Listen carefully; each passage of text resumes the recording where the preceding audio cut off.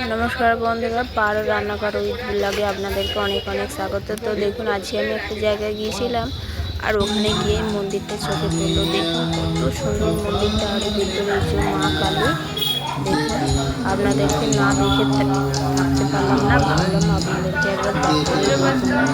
মা কালীর প্রতিমাটা এত সুন্দর লাগছে যে দেখে চোখ ফেরানো যাচ্ছে না। আর এই যে দেখুন শ্রীরামকৃষ্ণ বসে আছে, আর চারিদিকটা আপনাদেরকে ঘুরে ঘুরে দেখাই। এই দেখুন কত সুন্দর লাগছে, দেখুন মন্দিরটা এত সুন্দর, এই যে দৃশ্যগুলো তুলেছে যেন চোখ জুড়িয়ে যাচ্ছে, কত সুন্দর লাগছে। দেখুন পুরো মন্দিরটা চারিপাশটা এই যে ঘুরে ঘুরে এরকম আঁকা। এই দেখুন এখানে ব্রহ্মদেব আর রয়েছে, আর এখানে বিষ্ণু রয়েছে।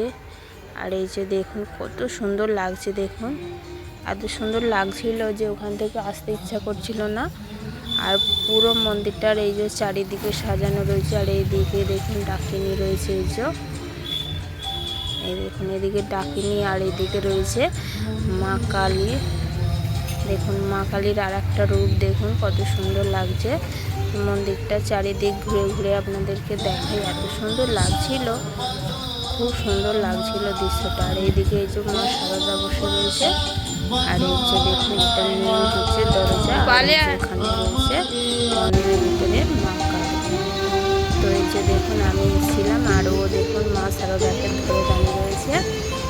তো মন্দিরটা কেমন লাগলো অবশ্যই কমেন্ট করে বলবেন, এত সুন্দর লাগছে, আমাকে কিন্তু খুব সুন্দর লেগেছে, তাই আপনাদেরকে দেখাচ্ছি। আর এই যে এখানে দেখুন একটা শিবের এই যে লিঙ্গ রয়েছে, এটা পরিষ্কার করছে ঠাকুরমশাই।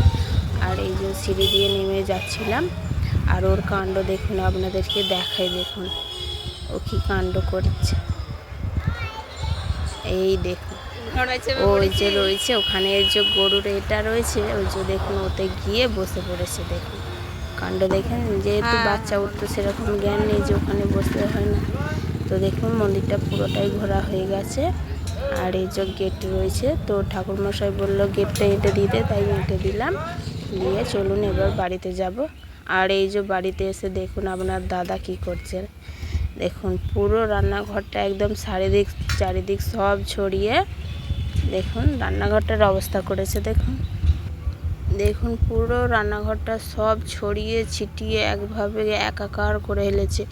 ওই জন্যই বলে যে রান্নাঘর মেয়েদের হাতেই মানায়।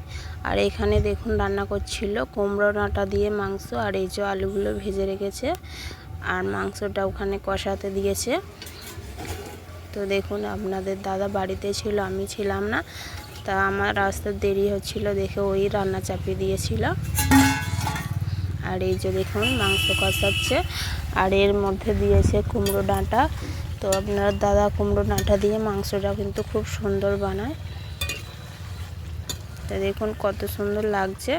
তো রান্নাটা করছে আমি, যেহেতু ওখান থেকে এসেছি, তো এবার আমি কাপড় চোপড়গুলো ছেড়ে নেব। আর এই যে আলু দিয়ে দিল।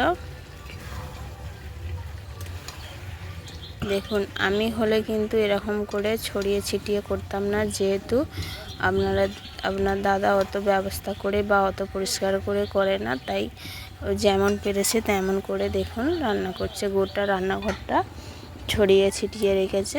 তো আমার কাজ বাড়ি রেখেছে, এগুলো আমাকে সব পরে পরিষ্কার করতে হবে।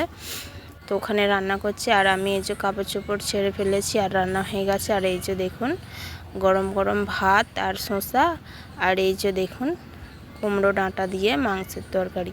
তো এই যে হচ্ছে কুমড়ো ডাঁটা, এই দেখুন কুমড়ো ডাঁটা দিয়েছে, আর এটা কিন্তু একটু পাকা পাকা কুমড়োর ডাঁটা। আর এই কুমড়োর ডাঁটা দিয়ে মাংসের তরকারিটা কিন্তু খুব সুন্দর হয়, দারুণ হয়। তো খাওয়া দাওয়া করে নেব। আজকের মতো ভিডিওটা এখানেই রাখলাম। সবাই ভালো থাকবেন, সুস্থ থাকবেন, আর রেসিপিটা কেমন হয়েছে অবশ্যই কমেন্ট করে বলবেন। সবাই ভালো থাকবেন।